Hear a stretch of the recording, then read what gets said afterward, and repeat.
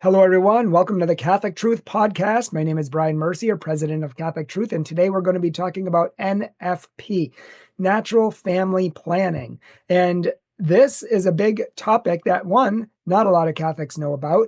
You know, they think natural family planning is like the rhythm method, and that was like a 1970s outdated thing that didn't really work that well to space out kids.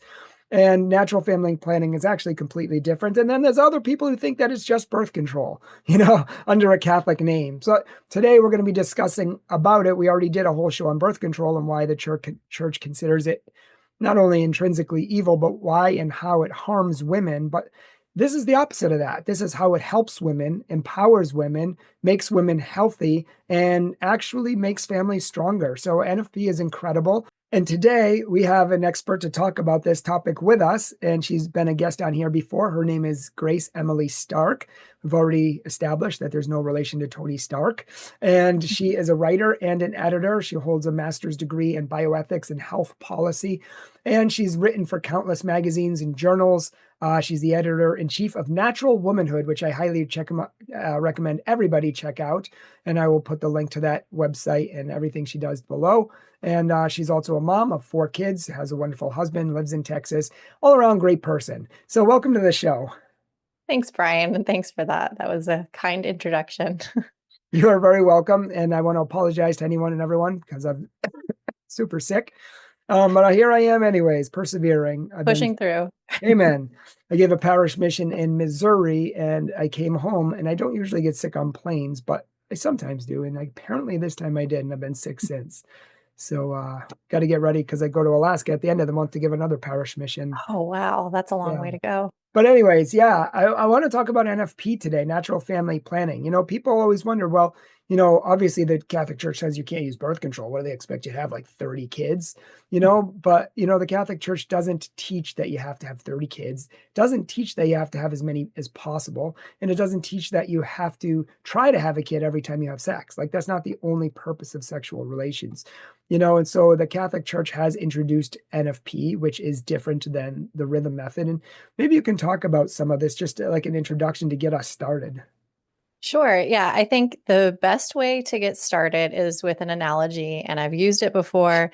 And I actually didn't come up with it. And I forget who did, but I'll credit where it's due to whoever came up with this analogy. But the rhythm method is to modern methods of natural family planning as like Jerry Seinfeld's car phone in, the TV series Seinfeld is to the iPhone in your pocket today. So we can see the evolution, right?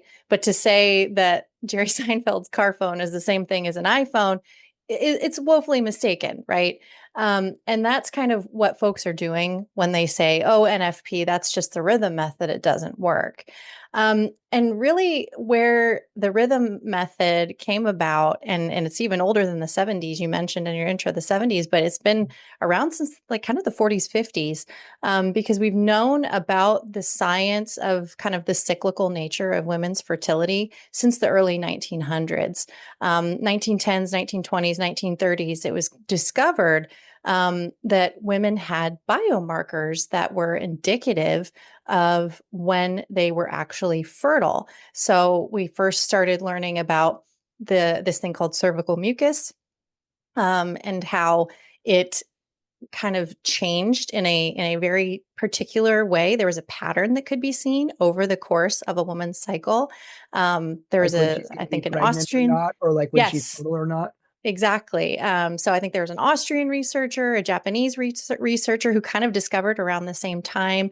It was either about cervical mucus or basal body temperature. I can't remember which right off the top of my head, but there was all this research going on in the early 1900s all over the world about women's cycles. And we found kind of within the span of a few decades that women had cervical mucus secretions. So when you go to the bathroom and you wipe and you see what's on the toilet paper, there's some stretchy stuff, some clear stuff, cloudy stuff, tacky stuff, just depending on where you are in your cycle.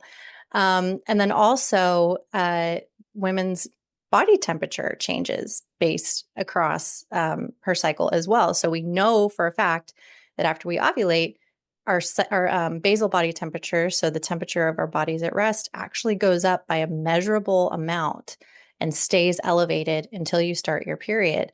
And then it drops back down. Or if you're pregnant, it stays elevated and continues to stay elevated. So kind Which of is think of it. crazy.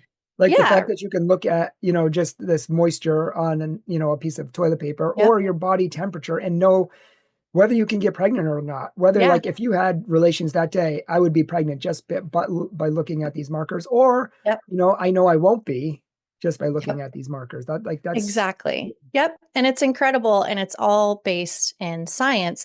And so in like the 40s or 50s, there was I believe, a Catholic doctor, a gynecologist in the Chicago area who developed the rhythm method just off the idea that women ovulate roughly in the middle of their cycles.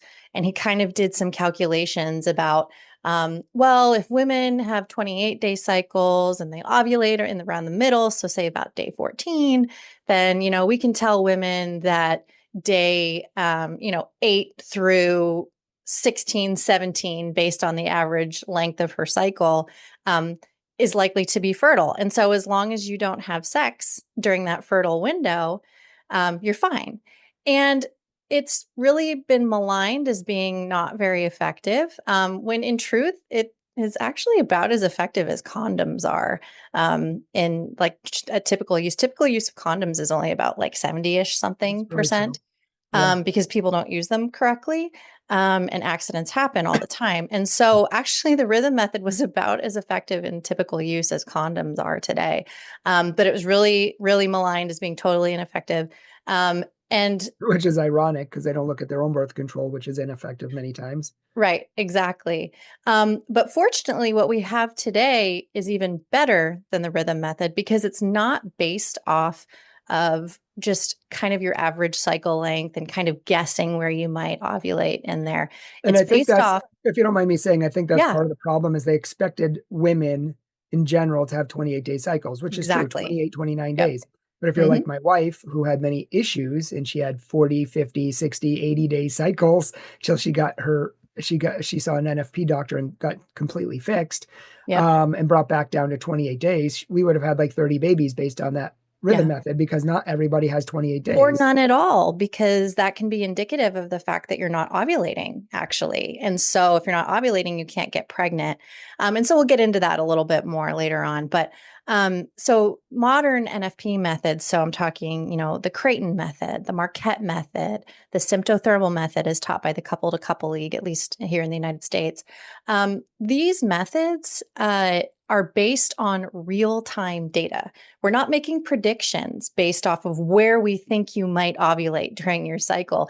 If you're taught to read these biomarkers, so your cervical mucus secretions and what the texture and color of it means in regards to your fertility, and your basal body temperature with the symptothermal method, you can know when you're ovulating or thereabouts within a few days when you are ovulating. There's no guessing involved. And so that's where we see now that modern methods of NFP are within a really, really tight range of efficacy, comparable and even better than that of birth control. So the birth control pill with typical use, so how people use it every single day, which accounts for the fact that some people won't take it at the same time every day, which you have to do for it to be, 99% effective, 98% effective. Typical use accounts for the fact that sometimes people will miss a dose, sometimes people will delay a dose. It's really actually only like 90 to 92% effective, with typical use, the birth control pill. And that's how we all know somebody who got pregnant while on the pill, right? I know So it lots does of people fail. multiple times. Yep. And so it does fail. And that's, part of the reason why. And NFP, particularly the symptothermal method, which utilizes cervical mucus and basal body temperature. That's the one we used. Yep. It's the most effective. And with, even with typical use, it's like up near 96, 97% efficacy. And with perfect use is 98 to 99% effective. So when you do everything right. So those are really good rates. And the other methods, Billings, Creighton, those are going to be more in like the, 92, 93, 94% with typical use. up higher with perfect use. And so they're comparable absolutely to the efficacy of birth control. Not quite as effective as the IUD because that's a set it and forget it type of method. And we see closer rates to like 98, 99% effectiveness, and perfect and typical use are more closely related with that because you don't have to remember to take something every day. It's up in there and you can't do anything about it. But so these methods are really effective is the bottom line, and they don't come with any of the side effects that birth control does, obviously. And it actually brings couples together to use them because with birth control, the onus is on the woman. You have to remember to take your pill at the same time every day. You have to make sure if it feels like your IUD is not positioned correctly, that you go get that checked out, and get a new one when your current one is expired. Like it's all on you as the woman. And Birth it's the control was woman supposed who to has like all the side effects too. exactly. It was supposed to free women, but really what it did was make them solely responsible for protecting against childbearing, right? Protecting against conception. And last I checked, it kind of takes two to make a baby, two to tango, that sort of thing. So the fact that women got saddled with all of the responsibility and all of the side effects, you tell me how that's freeing, right? Um, NFP on the flip side, because we already did a whole episode on birth control and how bad it is. So if you want to hear more of my thinking and my ranting on that, I encourage you to go check out that episode. But this is the NFP episode. So the flip side of all the bad stuff with birth control is what the church offers and what science offers. And that is natural family planning, oftentimes also called fertility awareness methods or fertility awareness based methods of family planning. And so both couples are responsible, right? Because if you have decided at the beginning of this cycle, what your intentions are, like, are we avoiding conception this cycle? Are we trying to get pregnant this cycle? Or are we just kind of open to whatever God wants, and you have that conversation, and it's up to the two of you when ovulation comes around and you're both feeling a little bit more like you want to have sex because that's how God made our bodies. We want to have sex when we're ovulating as women. It's up to the two of you to decide, are we going to stick to what we decided, or are we going to throw caution to the winds? But it's really on the both of you in a way that we just don't see with birth control. And it makes that family planning discussion a regular part of a married couple's life. It's not, well, she's on the pill, so we're not going to think about it until she decides she wants to get off of it, or she has the IUD, so we don't really have to talk about any of this. No, you have to make this decision. You have to talk these things out every month. And what we see is that this opens up lines of communication between couples that probably wouldn't get discussed if you were contracepting, right? Because family planning decisions are the absolute most intimate discussions that a couple can have. And when you're talking about whether or not you want to try for a baby that month, it's not binary. It's not just, do we want a baby or not? It's, are we open to having a baby, conceiving a baby? And if not, why not? And so then we start discussing, well, what do our finances look like? What does our health look like? How are you feeling about your work, about our family stability, the goals that we have? There's all these different threads of family life that You get just had woven two in. kids. Can you really do another one? Are you emotionally at your wit's end right now? Exactly. And so talking about health, mental health, all these things go into these discussions. And that is really, really powerful for married couples to have that monthly reminder of like, where are we? Let's check in on all of these things because we have to decide, what are we doing this month when ovulation time comes around, when my fertile window comes around. And it just trains couples to see fertility for what it is, which is a shared endeavor, right? It's not my fertility and your fertility, it's our fertility, because I can't Right. make a baby on my own And I and you think that's can't a make good a point. baby on your own. That's a really And good point. yeah, and so it's that, we are one flesh, right? When we get married, we become one flesh. And so NFP really brings it home for couples that that's the reality of married life and marital intimacy. And I think the opposite is also true with people who are on birth control. I don't know where I heard this. Maybe you don't agree with it, but I heard Mhm. that someone, just putting a woman on birth control is kind of like, it's like neutering a dog or a cat. It's like you just neuter them. You just make it possible so they can't have babies, but where's the intimacy, and where is the marital depth? Like, I think, who was it? Janet Smith, who once said that, usually you put barriers between you and other countries when you're at war, like, but we're Yeah. doing that during the most intimate relations we have, Yeah. and saying, I Yeah. give you all of me, but not all of me, not my fertility, not everything. Exactly. And Yeah. I think just, in a sense, neutering them is the complete opposite of what you're talking about with this loving, respectful conversation, more mature conversation of where we're at. Yes, we might Yeah. want to space out kids, but we're doing it together, right? Yeah. Yep. And there is that intimacy when you can talk this way and when you can think this way about what all is encompassed by the marital embrace when you come together as man and wife, right? And it's not, I'm going to withhold this part of me, give you all of me, but this part I'm going to hold back. Two, what I think is really powerful that doesn't get talked about enough is the fact that it gives the intimate life of marriage a really beautiful rhythm. And what I mean is that men and women have different libidos, right? Men are kind of like the on switch, whereas women, there's a lot more that goes into whether we're ready for sexual intimacy, and it fluctuates over the course of a month. Our hormones have a lot to do with it, not everything, but a lot.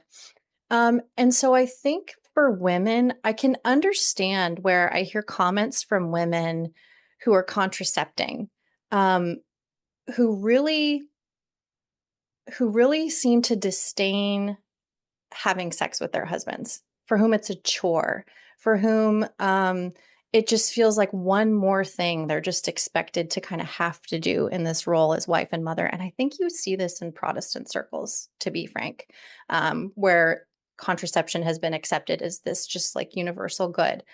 Um, I don't hear those kinds of attitudes from my Catholic sisters who utilize NFP. We have a very different understanding of sex. It's not available to us all the time, and it's not available to our husbands all the time. So there's a temperance there, and there's more of a reverence that comes with sex. And there's more of a desire that when we are able to engage in it, we're more enthusiastic about it because it's not just on the menu of options we can do every evening, right? If you're contracepting, sex is technically always on the table. And that can feel like a lot of pressure, especially for women, who have a libido, normally, if you're not on the pill, that fluctuates. And so if it's just another item on the menu of things that you can do every evening, it doesn't really feel all that special. And in fact, for a lot of women, and we see this in marriages, it can actually start to feel more like a chore. And I don't quite see that same mentality with Catholic women who use NFP. And again, I think it's because we can't have sex all the time, and our husbands can't have sex all the time. And so when we are able to engage, it's something that we're a little bit more excited about. The absence makes the heart grow fonder thing is really, really true. And especially if you have these seasons of NFP where, you have a long dry spell because you're postpartum and your cycle hasn't returned yet. And so you're getting signs and you're wondering and you really don't want to get pregnant. So you're just abstaining for a long time. It feels really wonderful to finally be able to have sex again with the person that you love most, that you're most attracted to in the world. And it's just, there's this temperance that really kind of breeds a reverence for sex. And I think Um, I think it's a forced temperance sometimes. it can Like be, absolutely. NFP isn't. Oh, I think it's more forced for the guys, but it's in a good way. It creates a Yeah. guy to be more virtuous. It's virtue Um, building. like a Yes. guy probably wants to have sex more often than he can, but with NFP, he can't more than he wants to. Yep. And so it actually helps, while it's really hard sometimes, Yep. not going to lie, it actually makes the relationship better. It Yeah. makes it stronger and it makes both sides more virtuous because both sides need to learn to love each other in Yeah. other ways that are just sexual. And Yeah. it's easy for a guy to say, oh, you know what? I'm just loving my wife. I'm so good at loving her and we're communicating and we're just having sex all the time. Whereas the woman's like, I don't feel like we're communicating at all. I don't feel Yeah. intimate at all. It's like, Yeah. we need, it's really important to learn to love each other. And there's these designated times where you need to learn to love each other Yeah. in ways that aren't sexual. And that only deepens Yeah. your bond, deepens your love, and makes the sexual expression even better when you do use it because it's being done for the right reasons, not just to Yeah. scratch an itch or, get something out or other ways like that. But I know for myself, my wife and I have had to talk about it. Every morning she had to take her temperature and I had to wake up with her and mark the temperature. I don't have to, but that's what they told you to do in NFP. So it's not all the woman's responsibility. The guy Yeah. has to share in it. So I did. And I kept the chart and I measured it going up. And I could tell when it shot up when she was ovulating and then when it dropped drastically when she wasn't fertile anymore, and I could tell that. And it really got, it really helped me to get to know my wife's body and Yeah. her as a person more. And I think that really helped us together as a couple, even though NFP is really challenging sometimes. Yeah. And and it's really hard sometimes. I think it's really beautiful as Yeah. opposed to the alternative. Yeah. It really has a way of, as anything that's worthwhile and virtue building, of stripping a lot of things away. I had a really great conversation with Emily Stimson Chapman on all of this on the Natural Womanhood podcast that I encourage folks to listen to. But um, she said something that really stuck with me. That she said, when I hear people talk about how much they hate NFP and how awful NFP is, when you talk about it a little bit more with them, it's not actually the NFP that's the problem. It's your vices that are the problem. And yeah, it hurts to see those things laid bare and to do the hard work of stripping them away. And it's something that you'll probably have to work at the entirety of not your marriage, because there is a window in which women are fertile and beyond which they are not. You hit menopause and these things are not a concern anymore. There are other concerns, but for the entirety of your fertile life together, this is something you're going to be working at. So into, your early 50s, probably, as a married couple. And I can And speak from experience, just as a guy, like mhm, my wife hit phase one right on our honeymoon. So we couldn't do anything like anyways, it's like, what?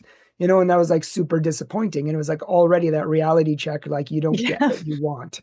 And then there's just times where like you want to, but then you realize, the chart says this and you're like, you can't. yeah, Or oops, I just hit phase three. We were supposed to have relations tonight. We had a date night set up and we were all ready with candlelight dinner and everything. And then, oops, now I'm back in phase one again. It came a day early, and it's like most guys are literally crushed. They've been looking for it forever. And it's like yeah, at the beginning, yeah, it's like, oh, stay, it's like it's like it forces you to be purged of, yeah. what you want. It No, does. but over the years, I found myself like, what? If I need that to love my wife, then am I really loving her? Or is it more about me? And so it's like when those phase three, or I should just say those disappointing times came, I would be like, you know what, that's fine. And I would give her a kiss on the cheek and I said, I still love you anyways, like, let's still go on a date. Let's still have a wonderful night. Like, and I would choose to love her anyways. And that's what love is. It's a choice. It's not Yeah. sex. Sex is Yeah. an expression of love. And those times when you can't engage and but you're still trying to be romantic and you're still showing your love in other ways, just really kind of, for women especially, we see that, and it builds up our, kind of our tank, like, and it makes us more willing to engage when sex is on the table again. It makes us more enthusiastic. And I think if you asked any married man who loves his wife, what would you rather have? Sex all the time where your wife is just kind of going through the motions, or sex less often, but your wife is really enthusiastic about it? What man who really loves his wife is going to choose A? You know, you're going to choose B. And even if you want to choose A, I think you kind of recognize, like, oh, that's a fault in me. And that's me not loving my wife well. And that shows that I have some work I need to do on myself. And so and I think too, on the flip side for women, when you're trying to not get pregnant, that means that you can really only have sex during phase 3. So that's after you've ovulated and pregnancy is no longer possible. Right. There's 3 phases, just so people know, like, Yep. the first phase, and then the fertile phase, and then the non-fertile Yeah. phase. And so if you're really, really trying hard not to get pregnant, some couples will only have sex during phase 3. So after you've confirmed that ovulation has happened. And so we know pregnancy is no longer possible until after you have your next period. Um, and there's some dying to self there for women too. This is not all dying to self for men. And that phase 3 is when you as a woman have the lowest libido of your Mhm. entire cycle. And so you might not feel super in the mood You won't. during the only phase when you're able to have sex. And so for women, there's that setting aside of like needing to feel amorous, that like, no, this is the only time we can do this. And it's important and it builds up our marriage. And so I'm going to get my head in the game a little bit and we're going to do it. And I've been in those situations. Every woman who uses NFP has been in those situations. And it's just the reality of our hormones. And it's wonderful because you usually don't regret it. You at the end of it, you think, you know what, that was right. That was good that we did this. And in seasons where you are trying to have a baby, it makes being able to have sex when your libido is high really awesome. So, but these aren't things that you can really appreciate about yourself, about your spouse, about marriage, unless you are living this cyclical reality of fertility together as a couple. Because if it's all just fertility is off all the time, which is what birth control does, right? Default is off for fertility. Um, then none of this is your reality. Nothing I'm saying would make any sense to you right now, right? But if default is on, which it has been up until 5 minutes ago in terms of human history, right? The pill came about in the 1960s, which is really 5 minutes ago. Destroyed the world. The reality was that fertility was always on. There was no default off. And so we can see where this idea of fertility as default off has really, really warped our perceptions about our bodies, our perceptions about sex and what it's for, and what it means to have sex as a married couple. And so NFP really restores that. It restores the default setting, right? On our bodies, on our hearts, on our minds.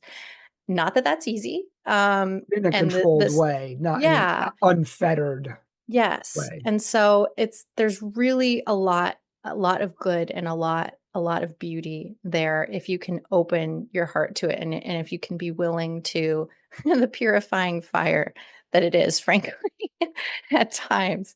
So, because Yeah, I I highly never want to be recommend it one to to everyone. yeah, and I don't want to be one to paint it as like this rosy thing. Oh, it's I think for a long time, our approach to promoting NFP was that, I'm sure you can remember a pre-Cana speech by the NFP couple that was like, "Oh, it's beautiful, it's wonderful, it's the best thing for your marriage, and it's going to make everything awesome." But then, like you said, you go on your honeymoon, and it's like, "Wait, we can't even have sex on our honeymoon. This sucks. I hate this. Why are we doing this again?" And so I don't want to be the one to talk about it with rose-colored lenses because it's not always that. But like anything worth doing, anything virtue building, it is worth it in the end. And it makes your Absolutely. marriage way better as opposed to destroying your marriage through the other means. Right.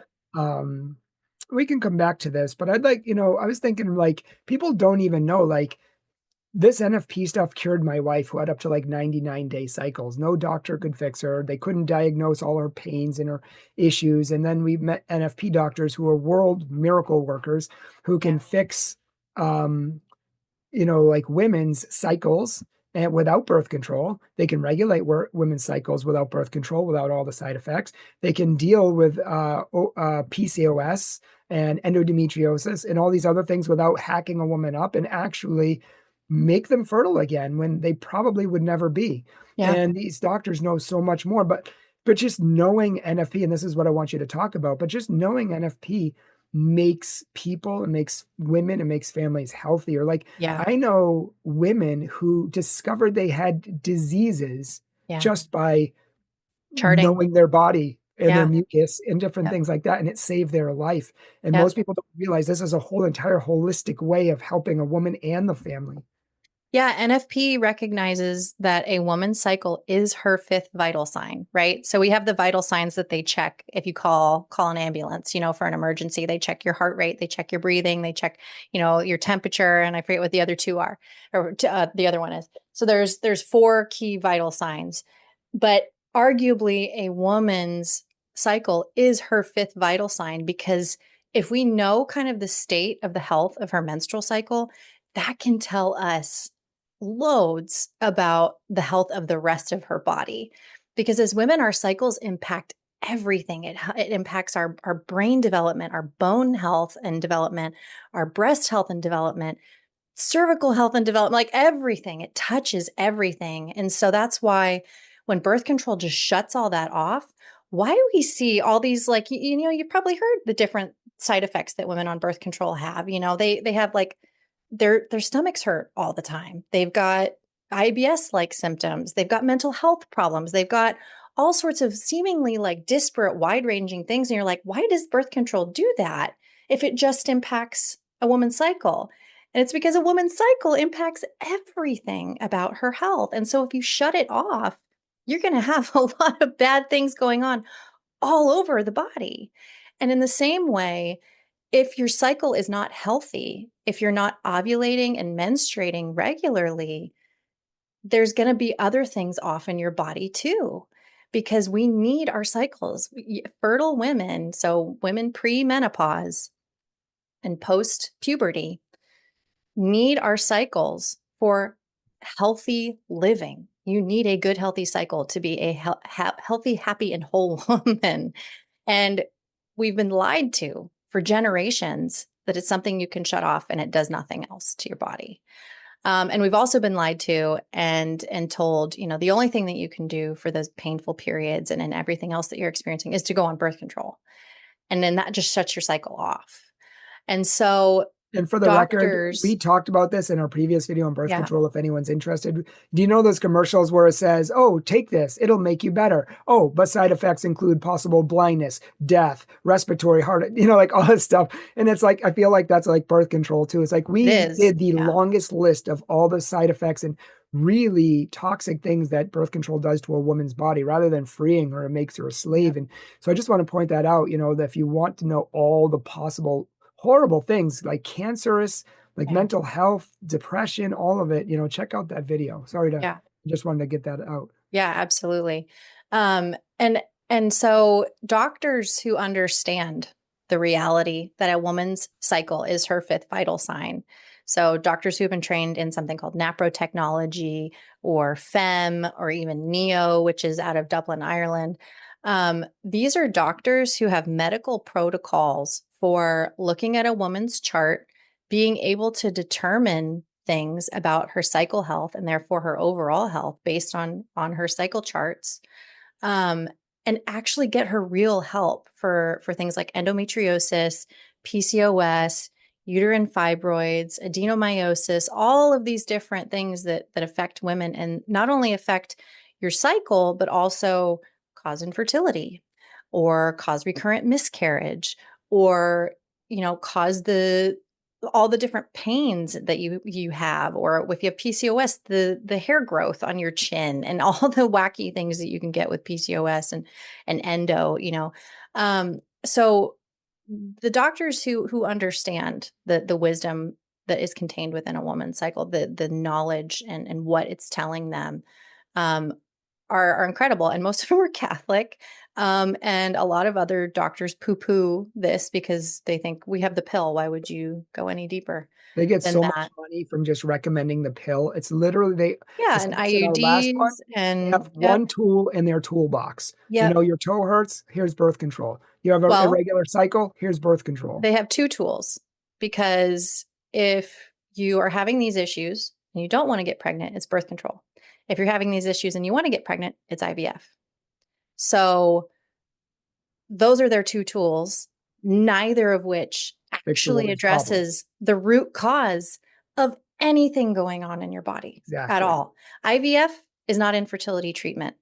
IVF circumvents what's causing the infertility to force a pregnancy. When in fact, you could get pregnant on your own if you just went to the NFP doctors in most cases. For a lot of women and men, yes. Not all of them. Yes, It's no. not a silver bullet. There are some structural abnormalities that can happen. There's a really rare complication of being a cystic fibrosis gene carrier as a man, where you are born without vas deferens.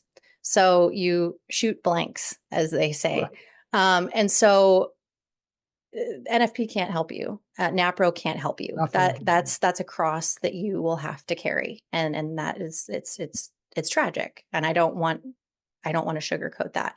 So it's not going to be the silver bullet for everyone. If you're a woman who had your tubes tied, had them removed, whether it was for sterilization purposes or for some kind of therapeutic purposes, I don't know. NFP is not going to help you. And yeah, IVF would technically be the only way you could possibly have a biological child. Well, we talked about all the horrible things that does to women and families and everything on Yes. another show, because that's not a good alternative. Actually, No, it's not. But I just don't want to give people the impression that NAPRO and NFP are the silver bullet for every single situation. I No, do it's think they not. are for a lot But for a large of women. majority, I think it could help a lot of Yes. people. For a lot of women, getting to the root cause of your infertility, seeing infertility for what it is, which is often a symptom, not a disease in itself, but a symptom of an underlying issue, whether it's hormonal, whether it's something like endometriosis, where you've got scar tissue blocking your tubes. There are things that doctors who are trained in NAPRO and FEM and NEO can do to make it so that conception can happen naturally, the way that it was meant to, through the marital embrace. And that's really beautiful. And I wish more couples knew about that. I especially wish more Catholics knew about that, because even Catholics think, when they're told that they have infertility, that the only thing that they can do is do IVF. Right. And that's not true. And IVF will actually probably make you more unhealthy because of the drugs they have to put you on. So you pop out, 24 eggs at once, which is not natural.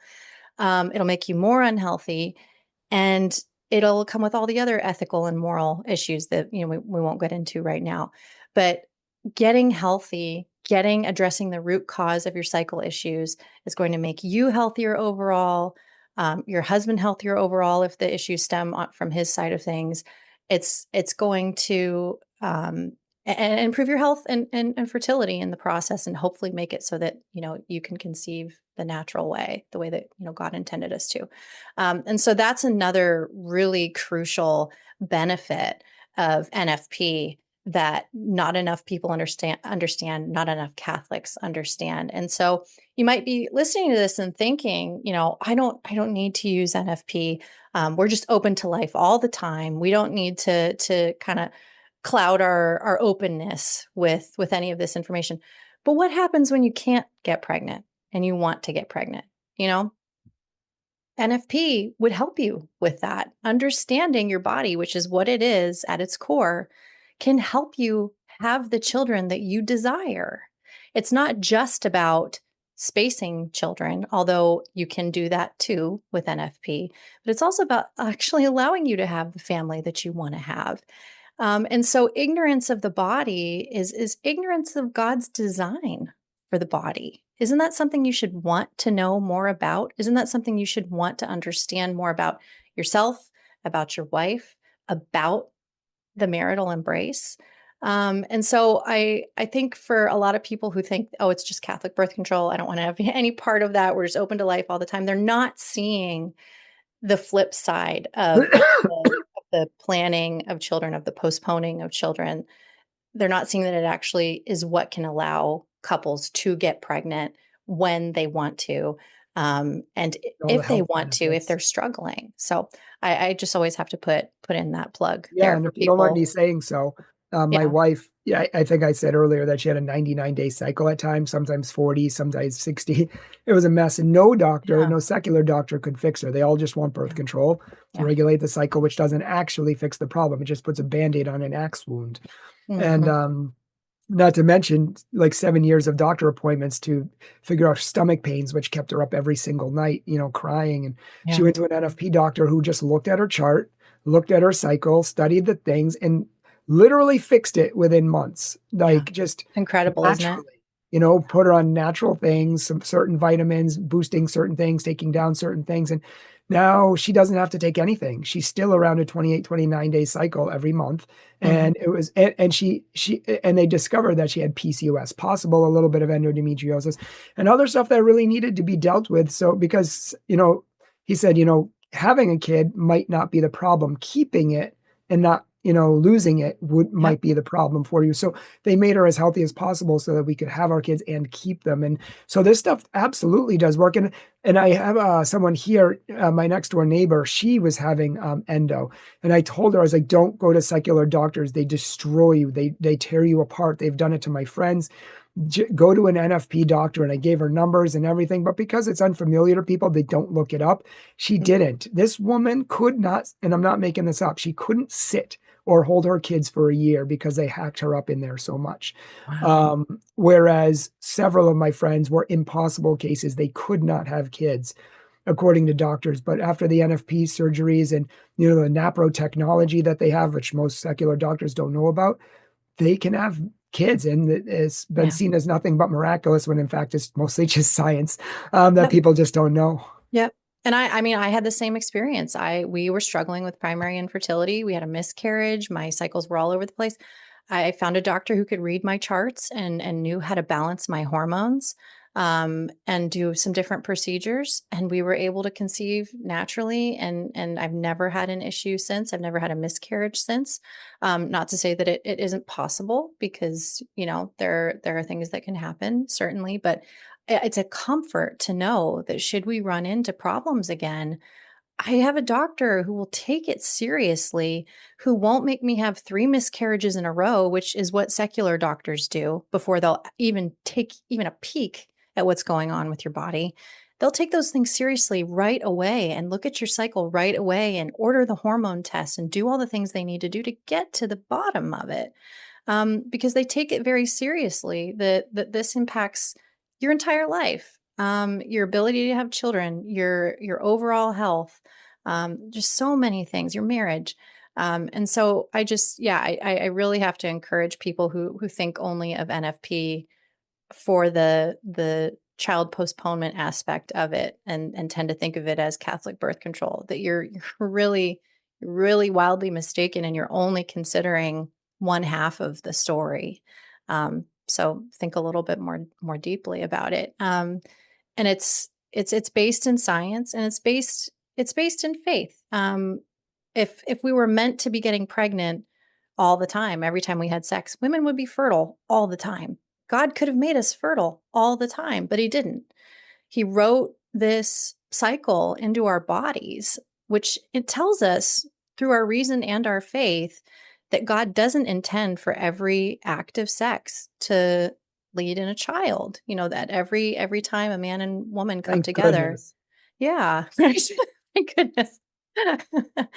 And so it's just there's faith and there's reason to be seen in NFP. And it's St. Pope John Paul II did just an incredible thing for the church and for the world with his theology of the body, really spelling these things out for us, in much better ways than I can do here. But just give NFP a second thought if your knee jerk reaction is, oh, it's Catholic birth control and we're open to life and we don't need that.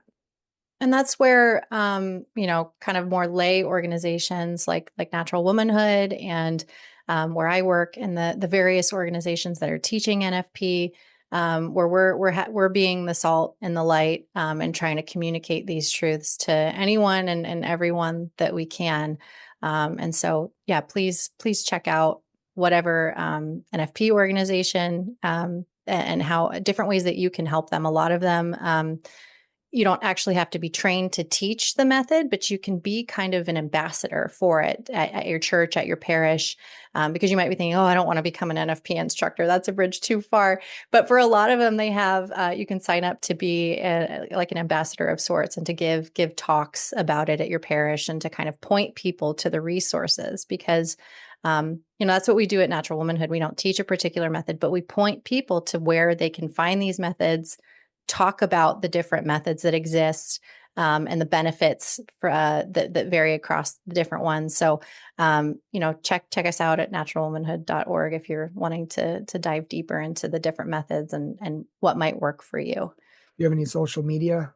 Yep, and we're at Natural Womanhood on Instagram and on Twitter as well. So, and I think Facebook too. Yeah, find us. Great. Thank you for joining us today, and thank you for sharing this wisdom. We really appreciate it. And God bless you and your family. You too, and I hope you feel better soon, Brian. Thank Thanks you. for Me having me too. despite not feeling well. This Yeah, was great.